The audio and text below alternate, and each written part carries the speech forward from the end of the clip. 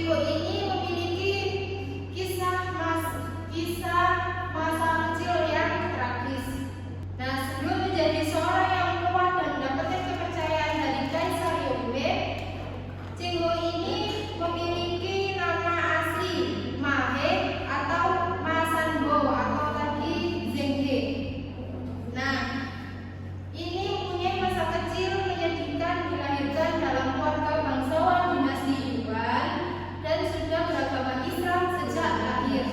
Ketika Kaisar Zhu Yuanzhang mendirikan dinasti Ming pada tahun 1368, Kaisar terakhir Yuan Tongguan Temur melarikan diri ke utara dan mendirikan sebuah dinasti yang bernama dinasti Yuan atau dinasti Yuan Utara. Nah, sejak Kaisar Zhu mendirikan dinasti Ming ini, dia sudah tidak terlalu menyukai Islam, otomatis dia juga membenci Cengho. Nah, kampung halamannya Cengho ini menerima Islam adalah salah yang menerima Islam ini termasuk dinasti Yuan Utara. Pada tahun 1381, Pangeran Kaisar Zhu Yuanzhang berencana menaklukkan sisa pasukan Yuan dipimpin oleh jenderal-jenderal ada Fu Yongde, Lan Yu, Mu Ying dan pasukan dan dalam perang ini pasukan Ming itu menang.